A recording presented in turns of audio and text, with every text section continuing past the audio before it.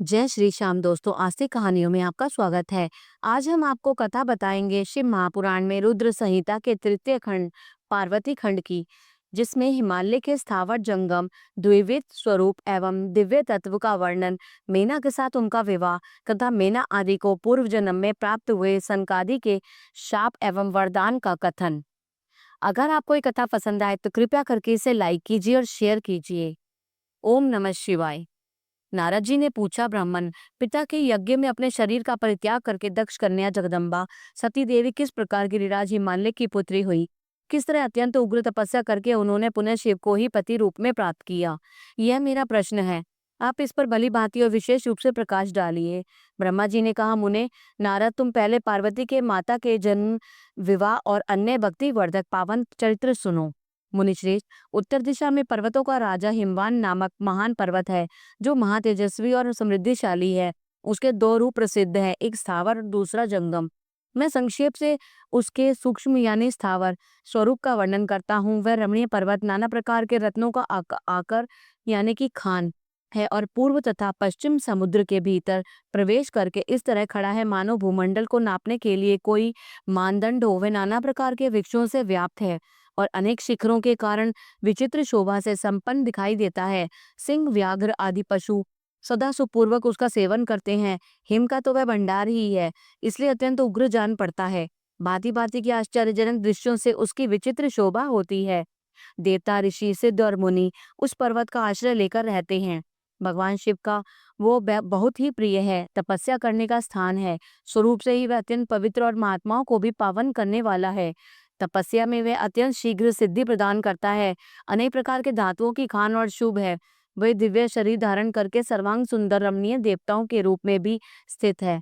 भगवान विष्णु का अविकृत अंश है, इसलिए वह शैलराज साधु संतों को अधिक प्रिय है। एक समय गिरिवर हिमवान ने अपनी कुल परंपरा की स्थिति और धर्म की वृद्धि के लिए देवताओं तथा पितरों का हित करने की अभिलाषा से अपना विवाह करने की इच्छा की। मुनीश्वर उस अवसर पर संपूर्ण देवता अपने स्वार्थ का विचार करके दिव्य पितरों के पास आकर उनसे प्रसन्नता पूर्वक बोले। देवताओं ने कहा, पितरों, आप सब कुछ लोग प्रसन्नचित होकर हमारी बात सुने और यदि देवताओं का कार्य सिद्ध करना आपको भी अभिष्ट हो तो शीघ्र ही वैसा करें। आपके ज्येष्ठ पुत्री जो मेना नाम से प्रसिद्ध है, वह मंगल रूपिणी है। उसका विवाह आप लोग अत्यंत प्रसन्नता पूर्वक हिमवान पर्वत से कर दें। ऐसा करने पर आप सब लोगों को सर्वथा महान लाभ होगा और देवताओं के दुखों का निवारण भी पग पग पर होता रहेगा। देवताओं की यह बात सुनकर पितरों ने परस्पर विचार करके स्वीकृति दे दी और अपनी पुत्री मेना को विधि पूर्वक हिमालय के हाथ में दे दिया। उस परम मंगलमय विवाह में बड़ा उत्सव मनाया गया। मुनीश्वर, नारद के मेना साथ हिमालय के शुभ विवाह का यह सुखद प्रसंग मैंने तुमसे प्रसन्नता पूर्वक कहा। अब और क्या सुनना चाहते हो? नारद जी ने पूछा, विधे विद्वन, आप आदरपूर्वक मेरे सामने मेना की उत्पत्ति का वर्णन कीजिए। उसे किस प्रकार शाप प्राप्त हुआ था और कहिए मेरे संदेह का निवारण कीजिए। ब्रह्मा जी बोले, मुने, मैंने अपने दक्ष नामक जिस पुत्र की पहले चर्चा की है उसके 60 कन्याएं हुई थी, जो सृष्टि की उत्पत्ति में कारण बनी। नारद, दक्ष ने कश्यप आदि श्रेष्ठ मुनियों के साथ उनका विवाह किया और यह सब वृतांत तो तुमने विदित ही है। अब प्रस्तुत विषय को सुनो। उन कन्याओं में एक स्वदा नाम की कन्या थी, जिसका विवाह उन्होंने पितरों के साथ किया। स्वधा की 3 पुत्रियां थी, जो सौभाग्यशालिनी और धर्म की मूर्ति थी। उनमें से ज्येष्ठ पुत्री का नाम मेना था और मंजली धन्या के नाम से प्रसिद्ध थी और सबसे छोटी कन्या का नाम कलावती था। ये सारी कन्याएं पितरों की मानसी पुत्रियां थी। इनके मन से प्रकट हुई थी, इसलिए जन्म के किसी माता के गर्भ से नहीं हुआ था। अतएव ये अयोनिजा थी, केवल लोक व्यवहार से स्वधा की पुत्री मानी जाती थी। इनके सुंदर नामों का कीर्तन करके मनुष्य संपूर्ण अभीष्ट को प्राप्त कर लेता है। ये सदा संपूर्ण जगत की वंदनीय लोक माताएं हैं और उत्तम अभ्युदय से सुशोभित रहती हैं। सबकी सब परम योगिनी, ज्ञान निधि और तीनों लोकों में सर्वत्र जा सकने वाली हैं। मुनीश्वर, एक समय वे तीनों बहनें भगवान विष्णु के निवास स्थान श्वेत द्वीप में उनका दर्शन करने के लिए गई। भगवान विष्णु को प्रणाम और भक्ति पूर्वक उनकी स्तुति करके वे उन्हीं की आज्ञा से वहां ठहर गई। उस समय वहां संतों का बड़ा भारी समाज एकत्र हुआ था। मुने, उसी अवसर पर मेरे पुत्र सनकादि सिद्धगण भी वहां आ गए और श्री हरि की स्तुति वंदना करके उन्हीं की आज्ञा से वहां ठहर गए। सनकादि मुनि देवताओं के आदि पुरुष और संपूर्ण लोगों के में वंदित हैं। वे जब वहां आकर खड़े हुए उस समय श्वेतद्वीप के सब लोग उन्हें देखकर प्रणाम करते हुए उठकर खड़े हो गए, परंतु ये तीनों बहनें उन्हें देखकर भी वहां नहीं उठी। इससे सनत कुमारों को उनको उन्हें स्वर्ग से दूर होकर नर स्त्री बनने का शाप दे दिया।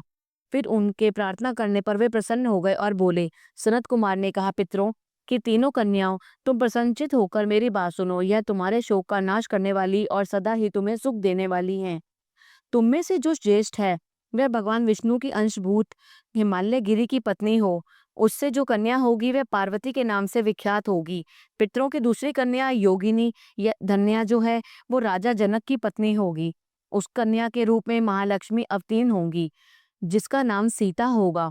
इसी प्रकार पितरों की छोटी पुत्री कलावती द्वापर के अंतिम में भाग में वृषभानु वैश्य की पत्नी होगी और उसका प्रिय पुत्री राधा के नाम से विख्यात होगी। योगिनी मेनका पार्वती जी के वरदान से अपने पति के साथ उस शरीर से कैलाश नामक परम पद को प्राप्त हो जाएगी। धन्या तथा उनके पति जनक कुल में उत्पन्न हुए जीवन मुक्त महायोगी राजा शीरध्वज लक्ष्मी स्वरूपा सीता के प्रभाव से बैकुंठ धाम में जाएंगे। वृषभानु के साथ वैवाहिक मंगल कृत्य संपन्न होने के कारण जीवन मुक्त योगिनी कलावती भी अपनी कन्या राधा के साथ गोलोक धाम में जाएगी। इसमें संशय नहीं है। विपत्ति में पड़े बिना कहाँ किनकी महिमा प्रकट होती है। उत्तम कर्म करने वाला पुण्यात्मा पुरुषों का संकट जब टल जाता है तब उन्हें दुर्लभ सुख की प्राप्ति होती है। अब तुम लोग प्रसन्नता पूर्वक मेरी दूसरी बात भी सुनो जो सदा सुख देने वाली है। मैना की पुत्री जगदम्बा पार्वती देवी अत्यंत दुस्सह तप करके भगवान शिव की प्रिय पत्नी बनेंगी। धन्या की पुत्री सीता भगवान श्री राम जी की पत्नी होंगी और लोकाचार का आश्रय ले श्री राम के साथ विहार करेंगी। साक्षात गोलोक धाम में निवास करने वाली राधा ही कलावती की पुत्री होगी। वे गुप्त स्नेह में बनकर श्री कृष्ण की प्रियतमा बनेंगी। ब्रह्मा जी कहते हैं, नारद, इस प्रकार शाप के ब्याज से दुर्लभ वरदान देकर सबके द्वारा प्रशंसित भगवान सनत कुमार मुनि भाइयों सहित वहीं अंतर्ध्यान हो गए। तात पितरों की मानसी पुत्री वे तीनों बहनें इस प्रकार शाप मुक्त हो सुख पाकर तुरंत अपने घर को चली गई। ओम नमः शिवाय। अगला अध्याय देवताओं का हिमालय के पास जाना और उनसे सत्कृत हो उमा आराधन की विधि बता स्वयं भी एक सुंदर स्थान में जाकर उनकी स्तुति करना। नारद जी बोले, महामते, आपने मैना के पूर्व जन्म की यह शुभ एवं अद्भुत कथा कही है। उनके विवाह का प्रसंग भी मैंने सुन लिया। अब आगे के उत्तम चरित्र का वर्णन कीजिए। ब्रह्मा जी ने कहा, नारद, जब मैना के साथ विवाह करके हिमवान अपने घर को गए तब तीनों लोकों में बड़ा भारी उत्सव मनाया गया। हिमालय भी अत्यंत प्रसन्न हो मैना के साथ अपने सुखदायक सदन में निवास करने लगे। मुने उस समय श्री विष्णु आदि समस्त देवता और महात्मा मुनि गिरिराज के पास गए और उन सब देवताओं को आया देख हिमगिरी ने प्रशंसा पूर्वक उन्हें प्रणाम किया और अपने भाग्य की सराहना करते हुए भक्ति भाव से उन सबका आदर सत्कार किया। हाथ जोड़ मस्तक झुकाकर वे बड़े प्रेम से स्तुति करने को उद्यत हुए। शैलराज के शरीर में महान रोमांच हो आया। उनके नेत्रों से प्रेम के आंसू बहने लगे। मुने हिम शैल ने प्रसन्न मन से अत्यंत प्रेम पूर्ण प्रणाम किया और विनीत भाव से खड़े हो श्री विष्णु आदि देवताओं से कहा। हिमाचल बोले, आज मेरा जन्म सफल हो गया, मेरी बड़ी भारी तपस्या सफल हुई, आज मेरा ज्ञान सफल हुआ और आज मेरी सारी क्रियाएं सफल हो गई। आज मैं धन्य हुआ, मेरी सारी भूमि धन्य हुई, मेरा कुल धन्य हुआ, मेरी स्त्री तथा मेरा सब कुछ धन्य हो गया। इसमें संशय नहीं है क्योंकि आप सब महान देवता एक साथ मिलकर एक ही समय यहाँ पधारे हैं। मुझे अपना सेवक समझकर प्रसन्नता पूर्वक उचित कार्य के लिए आज्ञा दे। हिमगिरी का यह वचन सुनकर वे सब के सब देवता बड़े प्रसन्न हुए और अपने कार्य की सिद्धि मनाते हुए बोले। देवताओं ने कहा, महाराज महाप्राज्ञ हिमाचल, हमारा हितकारक वचन सुनो। हम सब लोग जिस काम के लिए यहाँ आए हैं उसे प्रसन्नता पूर्वक बता रहे हैं। गिरिराज पहले जो जगदम्बा उमा दक्ष कन्या सती के रूप में प्रकट हुई थी और रुद्र पत्नी होकर सुदीर्घ काल तक इस भूतल पर क्रीड़ा करती रही, वे ही अंबिका सती अपने पिता से अनादर पाकर अपनी प्रतिज्ञा का स्मरण करके यज्ञ में शरीर त्याग अपने परम धाम को पधार गई। हिमगिरे, वह कथा लोक में विख्यात और तुम्हें भी विदित है। यदि वे सती पुनः तुम्हारे घर में प्रकट हो गई तो देवताओं का महान लाभ हो सकता है। ब्रह्मा जी कहते हैं, श्री विष्णु आदि देवताओं की यह बात सुनकर गिरिराज हिमालय मन ही मन प्रसन्न हो आदर से झुक गए और बोले, प्रभु, ऐसा हो तो बड़े सौभाग्य की बात है। तदनंतर वे देवता उन्हें बड़े आदर से उमा को प्रसन्न करने की विधि बताकर स्वयं सदाशिव पत्नी उमा की शरण में गए। एक सुंदर स्थान में स्थित हो समस्त देवताओं ने जगदम्बा का स्मरण किया और बारंबार प्रणाम करके वे वहां श्रद्धापूर्वक उनकी स्तुति करने लगे। देवता बोले, शिवलोक में निवास करने वाली देवी उमे, जगदम्बे, सदाशिव प्रिय, दुर्गे महेश्वरी, हम आपको नमस्कार करते हैं।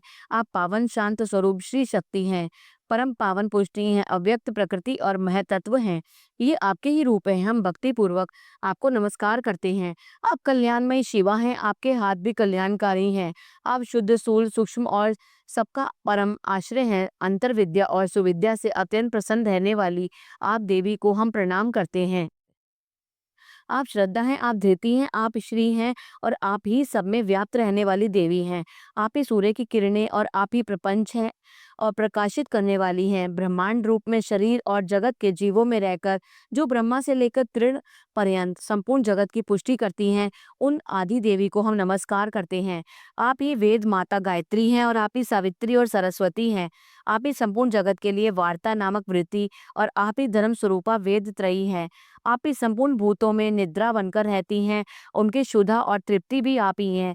आप ही तृष्णा, कांति, छवि, तुष्टि, सदा संपूर्ण आनंद को देने वाली हैं। आप ही पुण्यकर्ताओं के यहाँ लक्ष्मी बनकर रहती हैं और आप ही पापियों के घर सदा ज्येष्ठा यानी लक्ष्मी की बड़ी बहन दरिद्रता के रूप में वास करती हैं। आप ही संपूर्ण जगत की शांति हैं।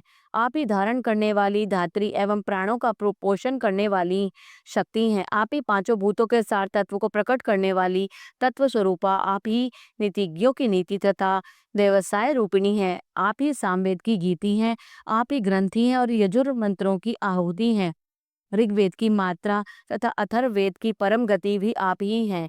जो प्राणियों के नाक, कान, नेत्र, मुख, भुजा, वक्षस्थल और हृदय में द्वितीय रूप से स्थित हो सदा के लिए उनके लिए सुख का विस्तार करती हैं, जो निद्रा के रूप में संसार के लोगों को अत्यंत सुभग प्रतीत होती हैं, वे देवी उमा जगत की स्थिति एवं पालन के लिए हम सब पर प्रसन्न हो। इस प्रकार जग जननी सती साध्वी महेश्वरी उमा की स्तुति करके अपने हृदय में विशुद्ध प्रेम लिए वे सब देवता उनके दर्शन की इच्छा से वहां खड़े हो गए। ओम नमः शिवाय। अगला अध्याय, उमा देवी का दिव्य रूप से देवताओं को दर्शन देना। देवताओं का उनसे अपना अभिप्राय निवेदन करना और देवी का अवतार लेने की बात स्वीकार करके देवताओं को आश्वासन देना। ब्रह्मा जी कहते हैं, नारद, देवताओं के इस प्रकार स्तुति करने पर दुर्गम पीड़ा का नाश करने वाली जगजननी देवी दुर्गा उनके सामने प्रकट हुई। वे परम अद्भुत दिव्य रत्नमय रथ पर बैठी हुई थी। उस श्रेष्ठ रथ में घुंघरू लगे हुए थे और मुलायम बिस्तर बिछे थे। उनके श्री विग्रह का एक एक अंग करोड़ों सूर्यों से भी अधिक प्रकाशमान और रमणीय था। ऐसे अवयवों से वे अत्यंत उद्भासित हो रही थी और सब ओर फैली हुई अपनी तेजो राशि के मध्य भाग में विराजमान थी। उनका रूप बड़ा ही सुंदर और उनकी छवि की कहीं तुलना नहीं थी। सदाशिव के साथ विलास करने वाली उन महामाया की किसी के साथ समानता नहीं थी। शिवलोक में निवास करने वाली वे देवी त्रिविध चिन्मय गुणों से युक्त थी। प्राकृत गुणों का अभाव होने से उन्हें निर्गुणा कहा जाता है। वे नित्य रूपा हैं। वे दुष्टों पर प्रचंड कोप करने के कारण चंडी कहलाती हैं, परंतु स्वरूप से शिवा यानी कि कल्याणमयी है। सबकी संपूर्ण पीड़ाओं का नाश करने वाली तथा संपूर्ण जगत की माता हैं। वे ही प्रलय काल में महानिद्रा होकर सबको अपने अंक में सुला लेती हैं तथा वे समस्त स्वजनों यानी भक्तों का संसार सागर से उद्धार कर देती हैं। शिवा देवी की तेजो राशि के प्रभाव से देवता उन्हें अच्छी तरह देख न सके, तब उनके दर्शन की अभिलाषा से देवताओं ने फिर उनका स्तवन किया। तदनंतर दर्शन की इच्छा रखने वाले विष्णु आदि सब देवता उन जगदम्बा की कृपा पाकर वहां उनका सुस्पष्ट दर्शन कर सके। इसके बाद देवता बोले, अंबिके, महादेवी, हम सदा आपके दास हैं। आप प्रसन्नता पूर्वक हमारा निवेदन सुने। पहले आप दक्ष की पुत्री रूप में अवतीर्ण हुई थी और लोक में रुद्रदेव की वल्लभा हुई थी। उस समय आपने ब्रह्मा जी के तथा दूसरे देवताओं के महान दुख का निवारण किया था। तदनंतर पिता से अनादर पाकर अपनी ही की हुई प्रतिज्ञा के अनुसार आपने शरीर को त्याग दिया और स्वधाम में पधार गई। इससे भगवान हर को बड़ा दुख हुआ और महेश्वरी, आपके चले आने से देवताओं का कार्य पूरा नहीं हुआ, अतः हम देवता और मुनि व्याकुल होकर आपकी शरण में आए हैं। महेशानी शिवे, आप देवताओं को मनोरथ पूर्ण करें, जिससे सनत कुमार का वचन सफल हो। देवी, आप भूतल पर अवतीर्ण हो, पुनः रुद्रदेव की पत्नी होइए और यथा योग्य ऐसी लीला कीजिए जिससे देवताओं को सुख प्राप्त हो। देवी, इससे कैलाश पर्वत पर निवास करने वाले रुद्रदेव भी सुखी होंगे। आप ऐसी कृपा करें जिससे सब सुखी हों और सबका सारा दुख नष्ट हो जाए। ब्रह्मा जी कहते हैं, नारद ऐसा कहकर विष्णु आदि सब देवता प्रेम में मग्न हो गए और भक्ति के विनम्र होकर चुपचाप खड़े रहे। देवताओं की यह स्तुति सुनकर शिवा देवी को भी बड़ी प्रसन्नता हुई। उसके हेतु का विचार करके अपने प्रभु शिव का स्मरण करती हुई भक्त वत्सला दयामयी उमा देवी उस समय विष्णु आदि देवताओं को संबोधित करके हंसकर बोली। उमा ने कहा, हे हरे, हे विधे और हे देवताओं और हे मुनियों, तुम सब लोग अपने मन से व्यथा को निकाल दो और मेरी बात सुनो। मैं तुम पर प्रसन्न हूँ, इसमें संशय नहीं है। सब लोग अपने अपने स्थान को जाओ और चिरकाल तक सुखी रहो। मैं अवतार ले मेना की पुत्री होकर उन्हें सुख दूंगी और रुद्रदेव की पत्नी भी होंगी। यह मेरा अत्यंत गुप्त मत है। भगवान शिव की लीला अद्भुत है, वह ज्ञानियों को भी मोह में डालने वाली है। देवताओं, उस यज्ञ में जाकर पिता के द्वारा अपने स्वामी का अनादर देख जब से मैंने दक्ष जनित शरीर को त्याग दिया है, तभी से वे मेरे स्वामी कालाग्नि रुद्रदेव तत्काल दिगंबर हो गए और मेरे ही चिंता में डूबे रहते हैं। उनके मन में यह विचार उठा करता है कि धर्म को जानने वाली सती मेरा रोष देखकर पिता के यज्ञ में गई और मेरा अनादर देख मुझसे ये प्रेम होने के कारण उसने अपना शरीर त्याग दिया। यही सोचकर वे घर बार छोड़ अलौकिक वेश धारण करके योगी हो गए। मेरी स्वभूता सती के वियोग को वे महेश्वर सहन ना कर सके। देवताओं, भगवान रुद्र की यह भी अत्यंत इच्छा है कि भूतल पर मेना और हिमाचल के घर में मेरा अवतार हो, क्योंकि वे पुनः मेरा पानी ग्रहण करने की अधिक अभिलाषा रखते हैं। अतः मैं रुद्रदेव के संतोष के लिए अवतार लूंगी और लौकिक गति का आश्रय लेकर हिमालय पत्नी मैना की पुत्री होंगी। ब्रह्मा जी कहते हैं, नारद ऐसा कहकर जगदम्बा शिवा उस समय समस्त देवताओं के देखते देखते ही अदृश्य हो गई और तुरंत अपने लोक में चली गई। तदनंतर हर्ष से भरे हुए विष्णु आदि समस्त देवता और मुनि उस दिशा को प्रणाम करके अपने अपने धाम में चले गए। ओम नमः शिवाय। आगे का अध्याय अगले अंक में। अगर आपको ये कथा पसंद आई तो कृपया करके इसे लाइक कीजिए और शेयर कीजिए। आपके लाइक करने से हमें पावर मिलती है। जय श्री श्याम।